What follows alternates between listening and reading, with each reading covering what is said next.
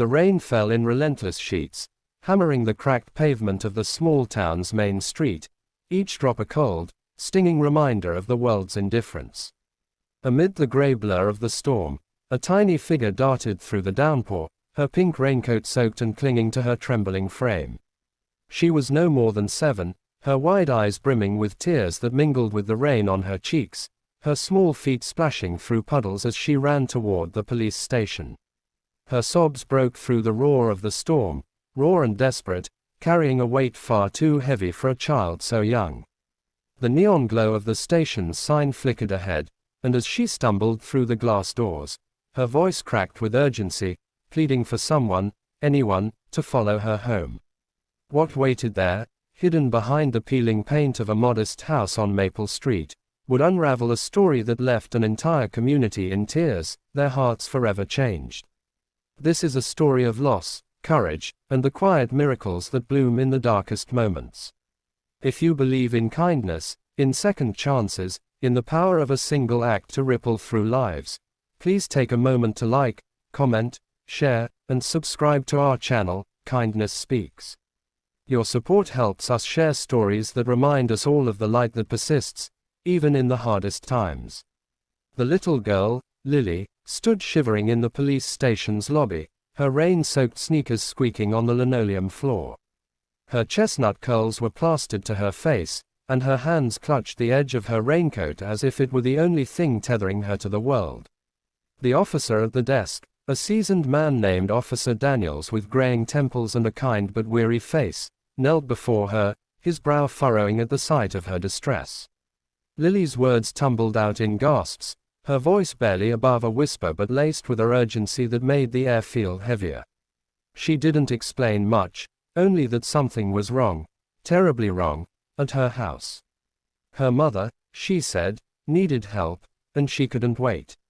Daniels exchanged a glance with his partner, Officer Ruiz, a younger woman with sharp eyes and a gentle demeanor, and without hesitation, they grabbed their coats and followed the girl into the storm.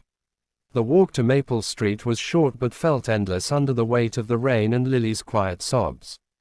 The town of Willow Creek was small, the kind of place where everyone knew each other's names, where porches sagged under the weight of shared stories and front yards bloomed with wildflowers in the spring.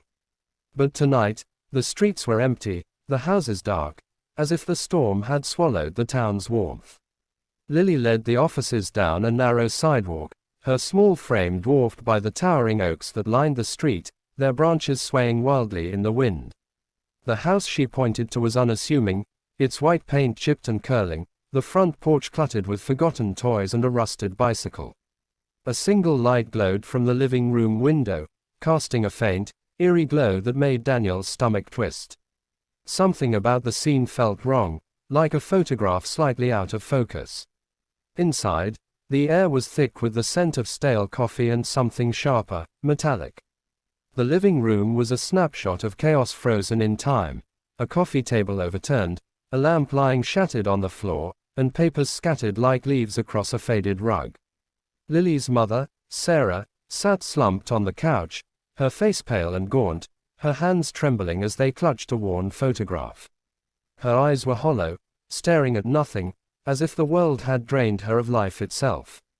Daniels and Ruiz froze, their training kicking in as they scanned the room for danger, but there was no immediate threat, just a mother broken by something deeper than words could name. Lily ran to Sarah, wrapping her small arms around her, but Sarah barely moved, her gaze fixed on the photograph. It was then that Daniels noticed the prescription bottles on the table, some empty, others spilling tiny white pills across the wood. His heart sank. This wasn't a crime scene in the traditional sense, but it was a crisis, one that carried the weight of 1,000 unspoken tragedies.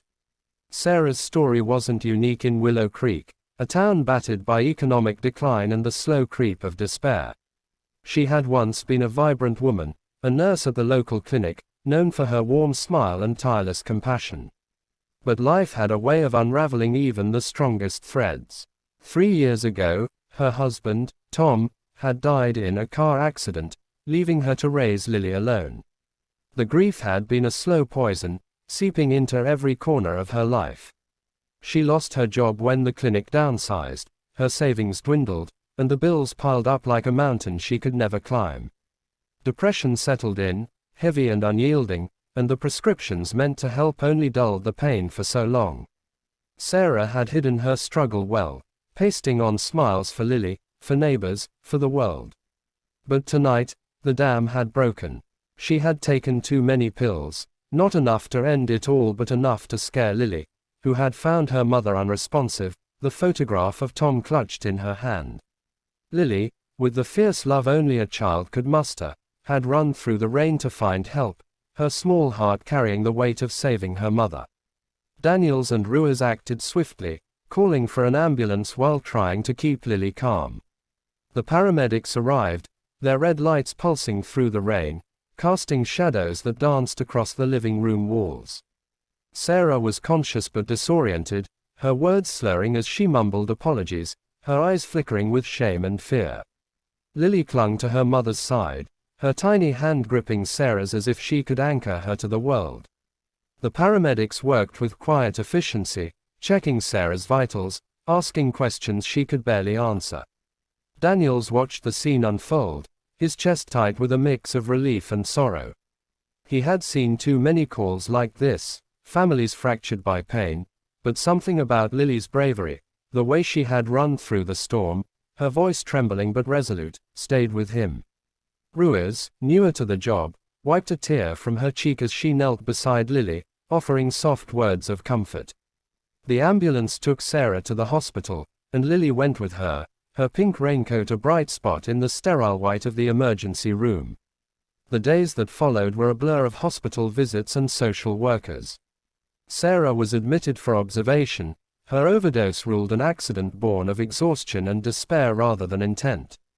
The doctors adjusted her medications, and a counselor began working with her to untangle the knots of grief and guilt that had nearly consumed her. Lily stayed with a neighbor, Mrs. Carter, a kind-hearted widow who filled her home with the smell of freshly baked cookies and the warmth of old stories. But Lily's heart was with her mother, and every day she asked when they could go home. The community of Willow Creek, small but tightly knit, began to rally. Word of Sarah's struggle spread, not as gossip but as a quiet call to action. Neighbors dropped off casseroles, a local church organized a fundraiser to help with medical bills, and the elementary school where Lily attended started a collection for school supplies and clothes. It wasn't much, but it was something, a reminder that even in the darkest moments, there were hands reaching out to help. For Sarah, recovery was not a straight path. The hospital stay was only the beginning, a fragile first step toward rebuilding. She grappled with the shame of her lowest moment, the fear that she had failed Lily, that she wasn't strong enough to be the mother her daughter deserved. Therapy sessions were grueling, forcing her to confront the grief she had buried since Tom's death, the anger at the world for taking him, the guilt for letting herself spiral. But Lily was her anchor, her reason to keep going. Every time she saw her daughter's face, those wide eyes filled with love and hope, Sarah felt a spark of strength she thought she'd lost. The counselor helped her see that her pain didn't make her weak, it made her human. Slowly, she began to open up, to let the community in, to accept the help she had once pushed away. The photograph of Tom, once a symbol of her loss, became a reminder of the love they had shared, a love that lived on in Lily. Lily, too, carried her own burdens. She was young, but she understood more than most realized. She had seen her mother's smiles fade, had heard the quiet sobs through the walls at night. Running to the police station had been an act of instinct, driven by a love so fierce it overcame her fear. At school, she was quieter now, her drawings filled with images of her mother smiling, of the family they used to be. Her teacher, Ms. Larson, noticed the change and took extra care to check in with her, offering small moments of kindness, a hug, a sticker, a chance to talk.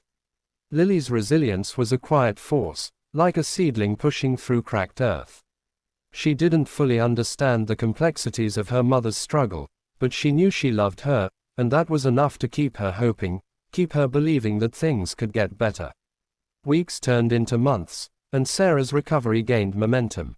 she started attending a support group at the community center, where she met others who had walked similar paths. Their stories, raw and honest, gave her a sense of belonging she hadn't felt in years. She found a part-time job at a local bookstore, a small step but one that brought a flicker of pride. The house on Maple Street began to feel like a home again, the porch cleared of clutter, the living room filled with the sound of Lily's laughter. Daniels and Ruiz checked in from time to time, their visits less about duty and more about connection. Daniels, who had no children of his own, found himself bringing small gifts for Lily, a coloring book, a stuffed bear, each one met with a grin that warmed his heart. Ruiz, who had grown up in a family touched by similar struggles, saw in Sarah a strength she admired, a reminder of why she had become an officer in the first place.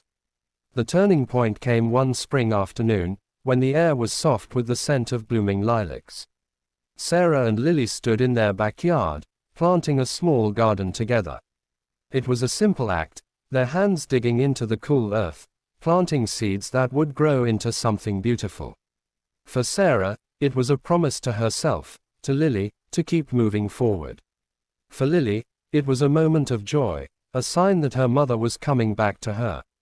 The community watched from afar, their support a quiet backdrop to the family's healing.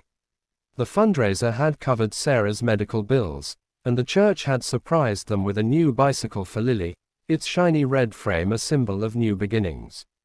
Willow Creek, with its cracked sidewalks and sagging porches, had become a place of hope, a testament to what happens when people choose to care.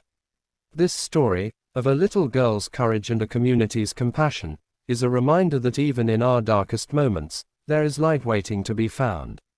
If this tale of Lily and Sarah touched your heart, if it reminded you of the power of kindness and second chances, please like, comment, and share this video. Subscribe to Kindness Speaks to join us in celebrating the stories that show us the best of humanity. And before we end, we have a special request. Please leave a comment below, sharing a moment when kindness made a difference in your life. Your stories inspire us all.